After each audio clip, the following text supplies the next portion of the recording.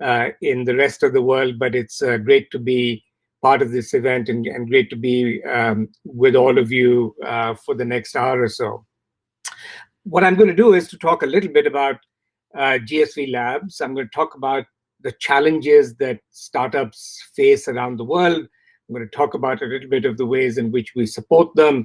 And then, we can have a discussion on the existential threat that the coronavirus crisis now poses to startups around the world, and then certainly open up for question and answers.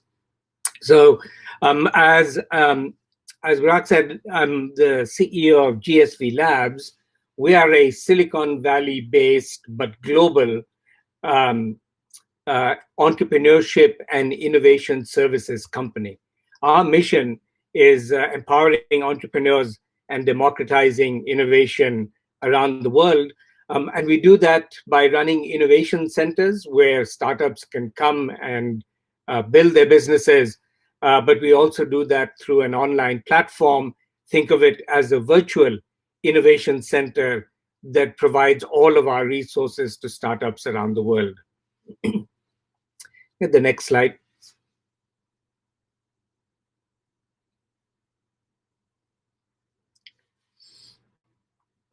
Thank you. Very quick overview of GSVlabs. We now support over 16,000 startups and entrepreneurs around the world in over 100 countries. We help our community in very many ways, including providing learning resources, networking community. We give them access to service providers. We give them access to investors as well. Our members have raised over $600 million in the last few years. We also work with corporate clients, over 25 corporate clients that we work with in terms of our innovation services. We have about 450 investors. We ourselves are an investor, but we work with about 450 investors who support our community as well. One of the things that we do for our community is to give them access to the best tools and resources that they need to build their businesses. We have over 120 service providers in our network that provide value of up to $800,000 to any single startup as well. And in the last year and a half or so, since we've been live on our global platform, our members have taken advantage of about $113 million in discounted services from our service providers. The next slide. So let me talk a little bit about the view from Silicon Valley, right? So Silicon Valley has for many, many years been the center of investment activity in early stage and venture in the world. We've been, the vast majority of investments that have gone into startups have really taken place in Silicon Valley over time. But we believe in the idea of a global Silicon Valley. And by that, we mean that the activity, the startup activity that has been concentrated in Silicon Valley for many years is now distributed around the world. In 2018, for the first time, there was more venture investment that took place outside the US than in the US for the first time. And so we see not Silicon Valley, but the development of a global Silicon Valley, innovation centers and innovation hubs, innovation cities around the world, which are replicating and challenging and advancing the kind of venture activity that's typically focused only within Silicon Valley over the past few years. And so what we're seeing now is the development of this global Silicon Valley, and that's a trend that we want to be able to support in the coming years. The second megatrend that we see, so on the one hand, you see the development of venture activity around the world. The second thing you see is the development of digital communities. I was chief business officer at Coursera, which is now the world's largest higher education platform, over 50 million learners registered on that platform. But on the other extreme, you have companies like Nextdoor that providing digital communities for neighborhoods. So whether you have traditional physical activity, we're seeing the continuation of the layering of digital activity on top of that physical activity, or extending that physical activity as well. And in some cases, whole new companies like Facebook and LinkedIn, which have created new ways of interacting that we didn't have prior to the development of a digital community. So keep the second trend in mind, as you say. Firstly, venture is taking place around the world. Startup activity is being more distributed. And then secondly, more and more digital. And in this current crisis, we've seen the explosion of these digital communities. We've seen, Zoom's usage has gone up 30% in the last 3 months. The same thing we're seeing with Microsoft Teams and other, with Slack, with WhatsApp. These are digital communication media that are now exploding because digital now has become the only way that we can communicate.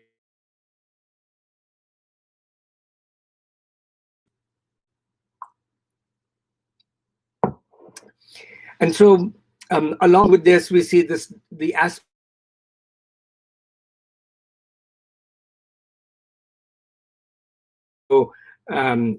innovation and entrepreneurship is global, and it's digital, and it's increasing year on year. And so the aspiration for people to become entrepreneurs is also increasing.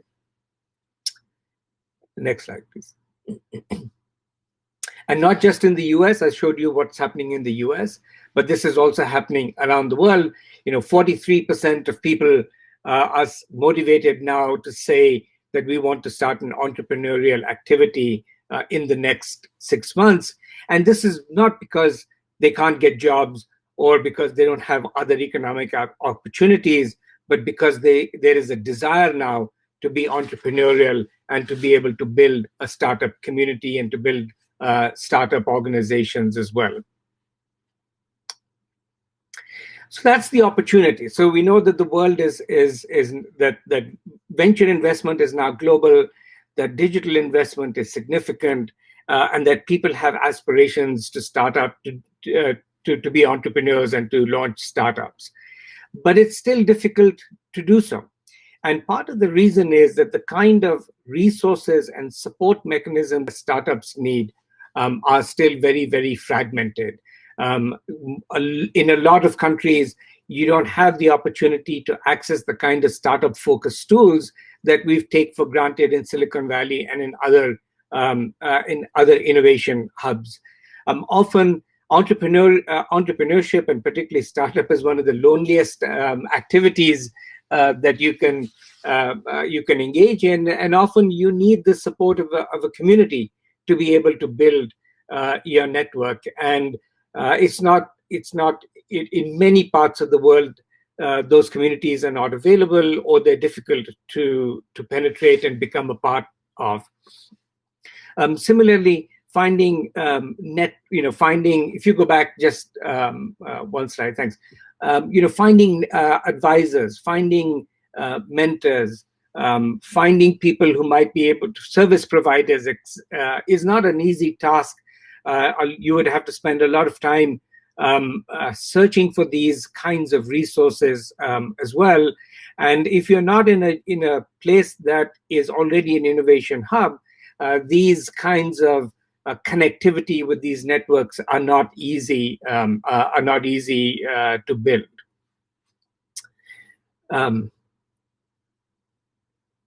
Thank you. And then, so if that's not challenging enough, we now have a whole other set of challenges that are related to the current coronavirus crisis. I like to say that the coronavirus has really created an existential threat for startups in a way that is significant compared to the kind of challenges that startups face already. We know that 1 in 10 startups will go on to raise future funding. So we already know that the odds are stacked against startups. And then with the current crisis, we believe that 25 to 30% of startups that are around today will not survive the next 90 days. And that's how significant the crisis is for startups. Specifically, if you go back one more slide, thank you. Specifically, if you look at what are the impacts that the virus has had on startups, one, clearly it's financing, right? Investors are conserving cash, so there's no investment dollars available right now. Investors are also pushing portfolio companies to cut costs rather than to continue to put money in them. And the rapid technology changes that are taking place requires the changes in your business model in terms of how do you sell, how do you market, how do you raise awareness in the marketplace as well. There are management challenges as well. How do you retain key team members? How do you maintain a company culture and cohesion, social cohesion within the company when your whole company is distributed as well? How do you keep your key team members safe if in fact they have to travel to work for any reason? We're seeing challenges to the business model. Changing of sales strategy and operations will need to be done in this environment. How do we do pricing and customer retention? If, how much discounts do you have to give? If you're a consumer-facing business, consumers don't have a lot of discretionary funding right now. If you're a B2B business, we're beginning to see your customers begin to conserve their cash. How do you do pricing in this environment? And how do you retain your current customers? How do you set targets for your team? And what kinds of performance management do you do when there's so much uncertainty in terms of what the future will bring, not just in the short term, but also in the long term as well? And then finally, there's a whole personal dimension. As I said, entrepreneurship is sometimes a lonely activity. How do you keep yourself safe? How do you keep your family safe? How do you balance work and home if you are working from home all the time? And then how do you continue to maintain your social relationships? So there's a whole slew of challenges now that are over and above the existing challenges that we know startups face. What this calls for, this current environment calls for, is a new game plan. And I think that I like to give this analogy that we need to be managing in a bifocal way. I don't know if any of you know bifocals. I wear bifocals, so I'm very familiar with this. A bifocal lens allows you to see far, but also to see near at the same time. And that's the kind of strategy that we will need for startups. Startups need to manage for the near term in order to survive, right? So we've got to be focused entirely on the management of our cash and the management of our business and the retention of our customers right now, or we will go out of business. So there's a near-term focus that is based on survival. But at the same time, we need to be thinking about what our businesses will be like when we come out of this crisis. And so we have to keep that long-term, distant vision as well in place in order to thrive after this crisis is over. So I think the combination, and successful companies will find the right balance between the near term and the long term management of their companies. What is this components of this game plan? Of course, different companies will need to focus on different things, but there are, I think, some common elements that all companies will need to face. First and foremost, your number one priority today is cash. I mean, somebody asked me, what are the top 3 priorities for a startup in this environment? The number 1 priority is cash, the number 2 priority is cash, and the number 3 priority is cash as well. Everybody should be planning for significantly reduced revenue over the next 90 days. And then that means that we should be starting to focus on the conservation of cash, which is the focus on profitability over growth. The Silicon Valley mantra for successful startups has been growth at all costs. So, we will focus on growth rather than focus on profitability. I think for everyone around the world now, that in the short term, that has changed. Everybody now needs to focus on preservation of cash and profitability over growth. Companies should be revising their projections for their investors as well.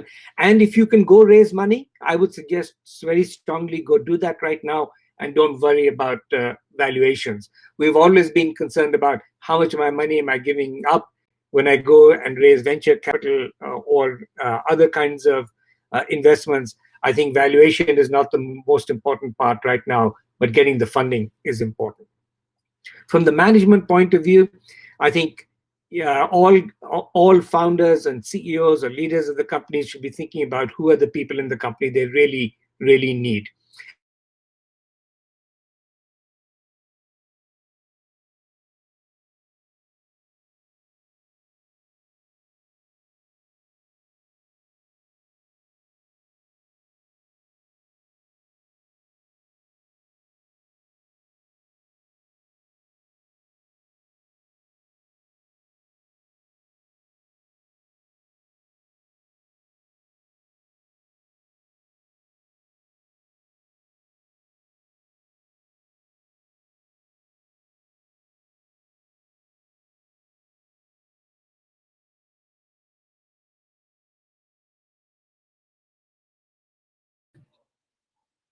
Nikhil?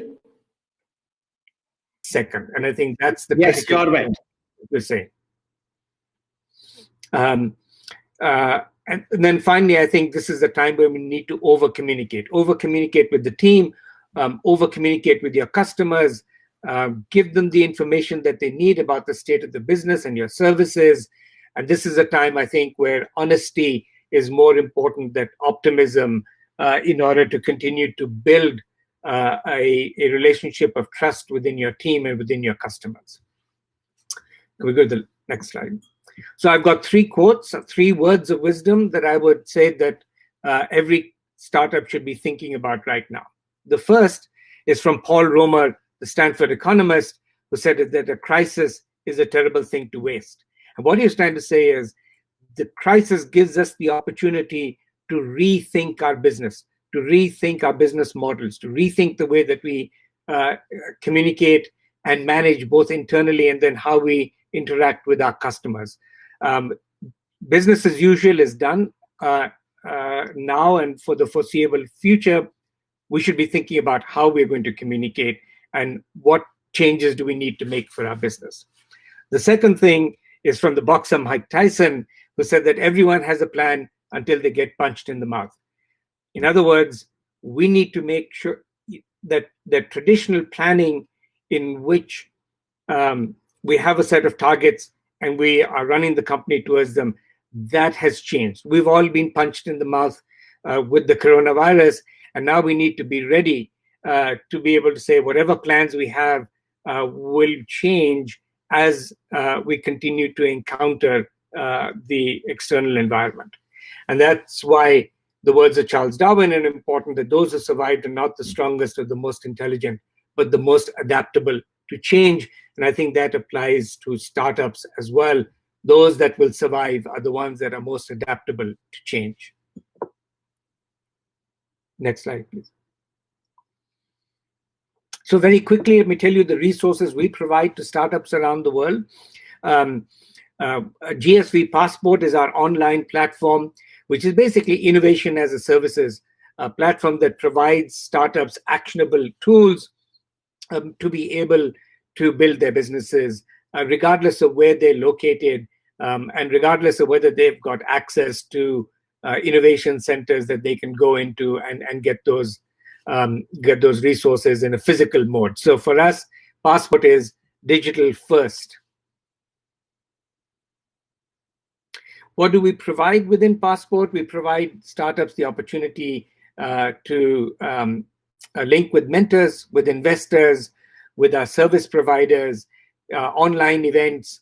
They participate in a community and network of like-minded startups and entrepreneurs, and they get access to our learning resources.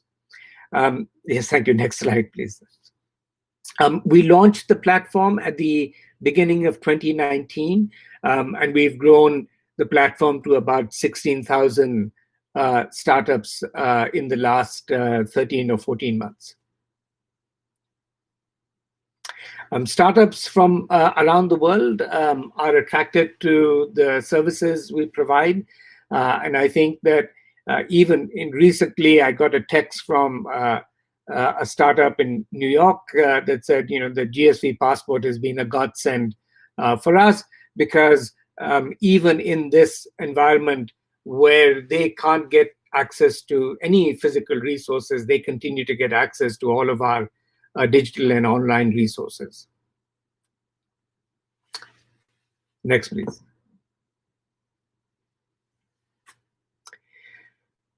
So if you look at us, our passport today, we get about 800,000 visitors. We have, as I said, 16,000 startups on the platform who've redeemed about $113 million in services. And then we also give passport to other organizations to manage their innovation centers. We expect that by the end of this year, we would have over 40,000 startups on our platform and over 30 organizations around the world using passport to manage their own entrepreneurial ecosystems. And so that's a quick update on GSV Labs. We connect Silicon Valley to the world and the world to Silicon Valley. We believe that entrepreneurial activity and startup activity is the engine of growth for the world. Entrepreneurship is the single largest sector in the world, and our mission is to support entrepreneurs and startups everywhere through on all devices and at any time. Nikhil, thank you very much for this great presentation. We have many questions here and also on YouTube. So my first question, I was also shortlisting my questions before this online live stream. What should the startups be doing to survive in these hard days of outbreak? Yes, as I said, if you think about that, my sort of game plan slide, the first thing to do is to survive, right? And in order to survive, the conservation of cash is going to be absolutely critical, at least for the next 90 days or so. So I would say every startup should be looking at what our revenue expectations were for this period and to reduce those significantly. So you say, okay, in my business model now, I'm going to take a 70%, 50%, 30% haircut on revenue. And then if I remodel my business, I need to figure out what I need to do to cut costs in order to survive in this new revenue environment. So the business model needs to be redone in order to determine how much cash you're going to need to survive through this period. And do you think that Silicon Valley will be going to be persistent on the locational center? Because this outbreak gave us opportunity to realize that there is no need for a location or an office space or a physical geography. Do you think that in our next year's time, Silicon Valley be global or talent will be anywhere? Yeah, I think Silicon Valley is already global. Frankly, we see, there are more. I think last year there were more unicorns outside the US than there were in Silicon Valley. So we know that both in terms of the number of companies started, the amount of money invested, and the success that these companies are realizing, we know that that's taking place at a global level right now, and it's no longer limited to Silicon Valley. So I believe that aspiration and talent to launch successful companies is evenly distributed around the world. What has been different is that the resources that those entrepreneurs needed, the opportunity to build these companies, that has been unevenly distributed But I think that what we are seeing now, and particularly accelerated through the emergence of digital forms of communication and building and digital business models, that we will see that entrepreneurial activity now much more evenly distributed around the world. You have deep experiences, especially with the startups all over the world. What are the common mistakes that entrepreneurs make in the early stages of their startups? I think the most common mistake is taking on too many opportunities at the same time. I think we find that in early stage companies, as people begin to build products, there are lots of use cases for those products. And startups tend to be desperate to start building their businesses and being able to generate revenue. And so they start focusing on multiple use cases at the same time. So I think the most important advice that I would give an early stage company is to focus on building your business in a single use case.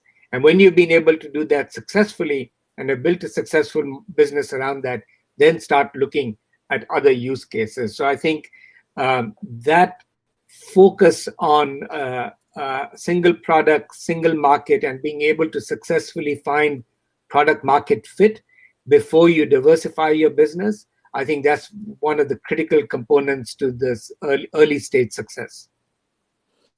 You have 2 office spaces in US. So what do you think are you going to do when the outbreak completes? We chatted about this earlier, Barak. I said, when I figured it out, I'm sure to share that with you.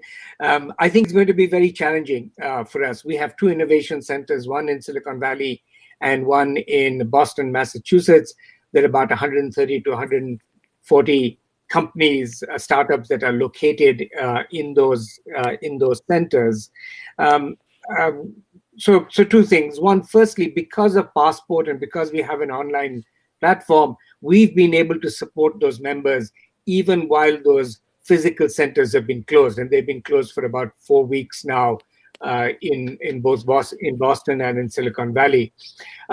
So the digital platform has allowed us to continue to support the community and give them the resources that they need to continue to build and grow their businesses. We expect that within the next 4 to 8 weeks, we will probably reopen those centers. The conditions under which they reopen, though, are very uncertain right now.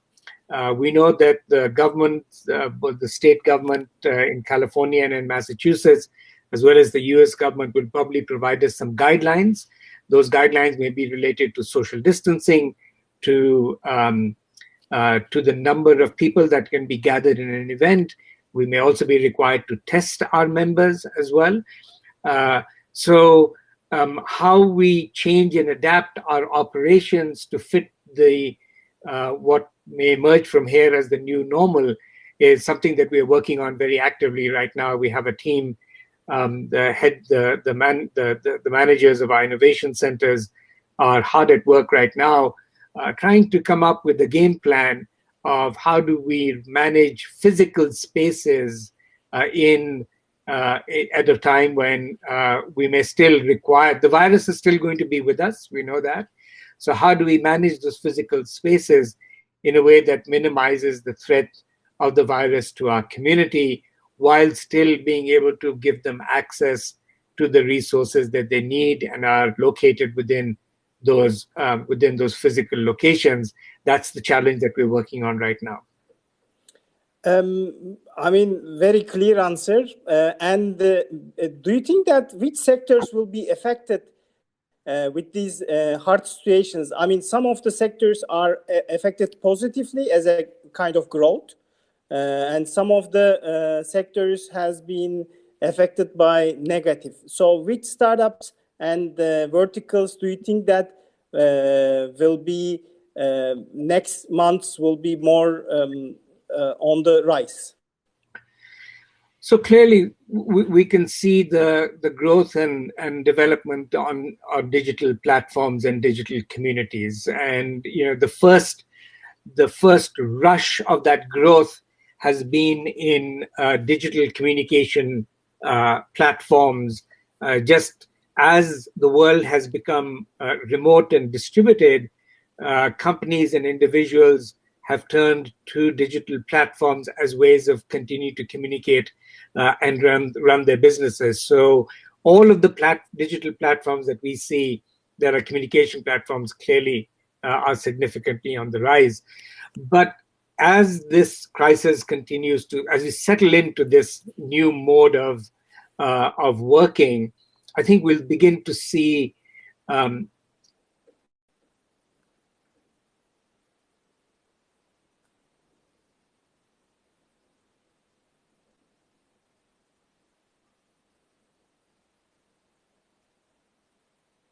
Nikhil, do you hear us? I think we lost Nikhil, and he will be back in a couple of seconds. If you have any questions, please write on the chat box. We are reading all the questions, and we will be very happy to ask Nikhil.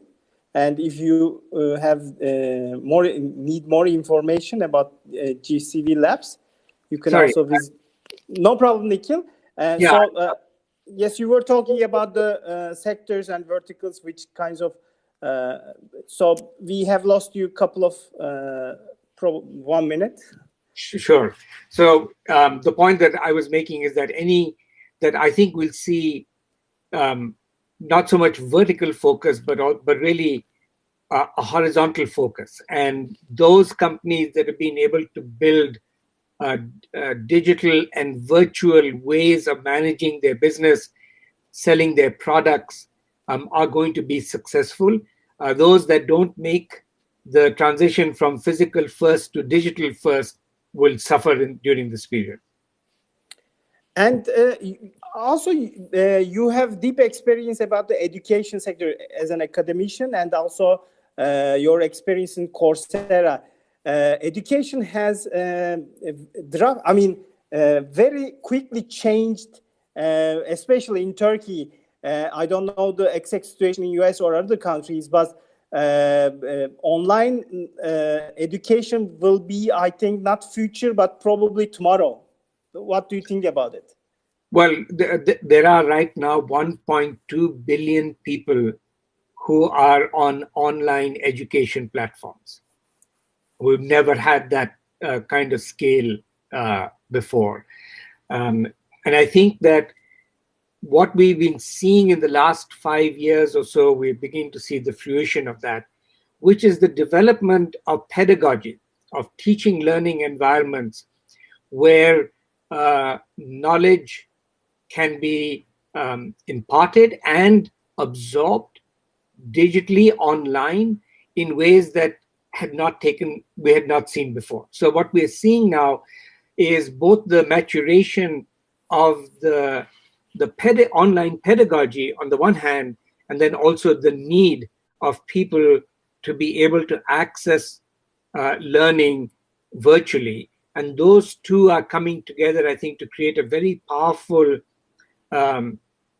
momentum for online education that we haven't had before. In some parts of the world, people used to sort of think that online education is inferior to face-to-face and physical environments, and it isn't one or the other, but really we'll see going forward both of them coexisting in the same educational environment. Some resources will be available physically, some resources will be available digitally, but I think that online education now has become an integral part of the education environment. And what about the startup education? I mean, universities take a great role, but also accelerators, incubators, and such as GSVlabs business model. How does the startup education will be shifting through? Well, and I think we're going to see a lot of that go online as well. At GSV, you think of GSVlabs.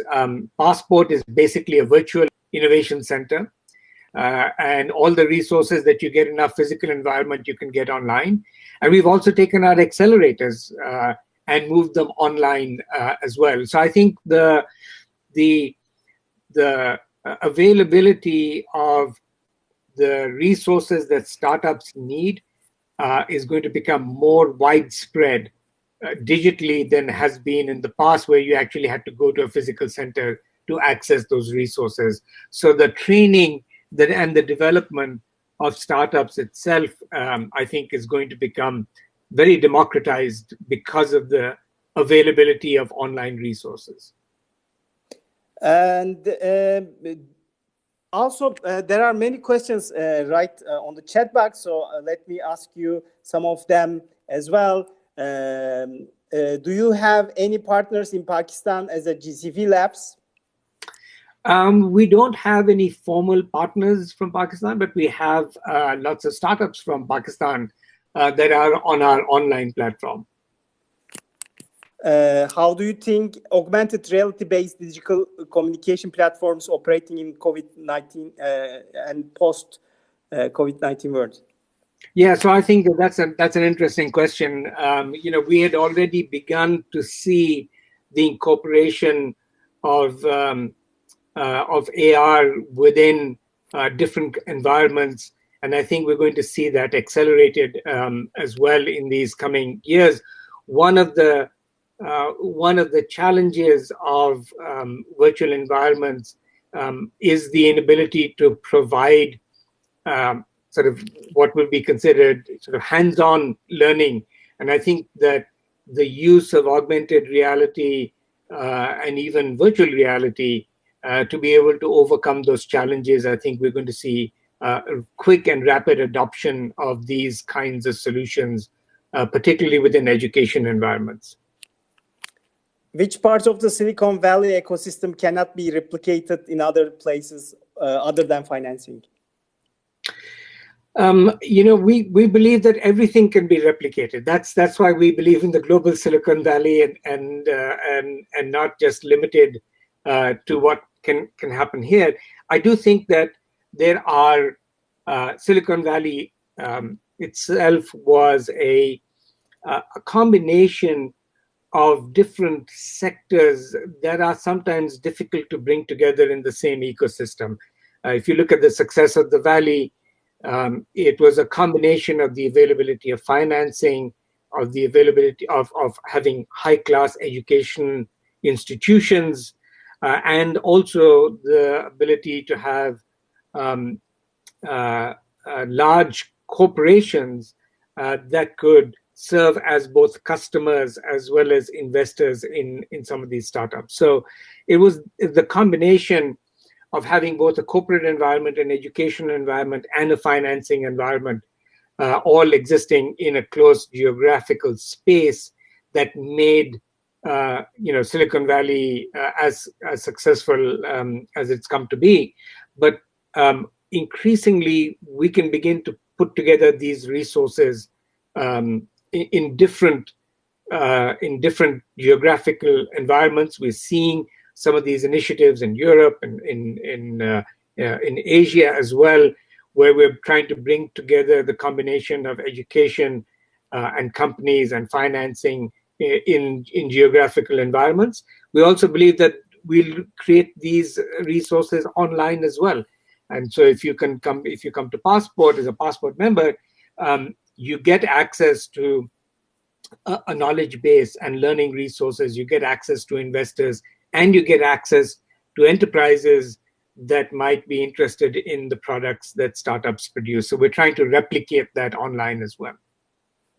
So how GSVlabs evaluate the exit strategies where the developing country doesn't offer profitable IPOs or M&As? Yeah, so firstly, I think, on the M&A side, I think we're seeing a lot of activity that is more uniform across different geographies. Exits through IPOs remain uneven in many jurisdictions. Our view as an investor, in terms of thinking about exit strategies for companies that are not based in the US, is to have them have a US incorporation right now that will give them the opportunity in the future to have an exit that through a US company as well. But again, this is a matter of time, not anything that is structurally, that's a structural barrier.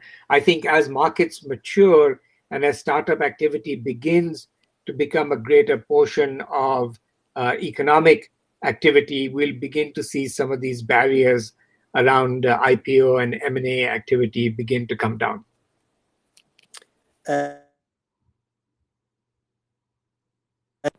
The travel and the tourism industry is in trouble situation.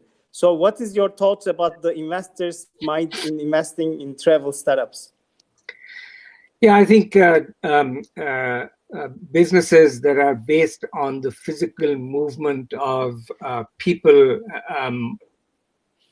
I think are going to be underinvested in for some period of time. I think we're going to see considerable shakeup both in travel and tourism at the global level in terms of the large service providers, whether they're hotel chains or whether they are airlines.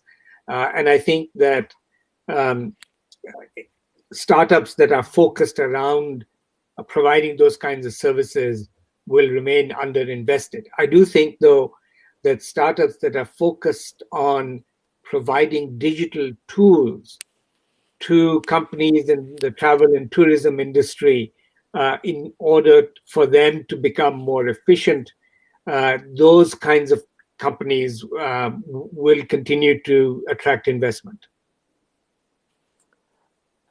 Internet usage worldwide average is less than 5%, 7 billion, vary according to countries. This is Yuan Zarco's question, by the way. So GSV statement that 1.2 billion people are using online education seems to be a little bit far. So learning is limited by access to affordable internet. Yuan is asking a question and commenting, I think.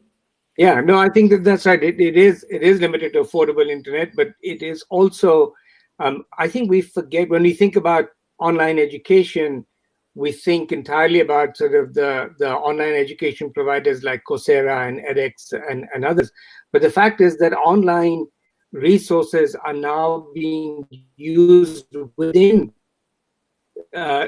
campus settings. So I think one of the reasons why we're seeing, for instance, every resident, at least we're seeing in the US and in Europe and even in China, where we're seeing that institutions that were residential campuses have continued to serve their students by taking their courses online.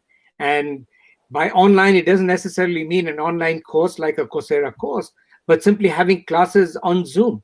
And you're seeing that around the world. So what we're seeing right now is the growth of people who are being educated through a digital medium. We have many questions, but this should be one of the last few questions. GSV is interested in accelerating startups in Latin America. We're interested in accelerating startups everywhere in the world, certainly Latin America as well. We already have a significant number of startups from Mexico and Chile on our platform, but there are other countries represented. Those are the two, and Brazil as well. Yes, we're very much interested in supporting Latin American startups, and we're doing so on our platform already. Nikhil, thank you very much for today's valuable insights and your presentation. It was very effective and I think valuable to all startups and all our audience, I think. And we wish you a safe and healthy day today. And thank you. Well, thank you for having me. I've enjoyed the conversation. Please feel free to share the presentation with people who are on the webinar. And good luck to everyone, and stay safe and stay healthy. Thank you very much, Nikhil. Have a great day in San Francisco. Thank you. Have a nice day. Bye-bye.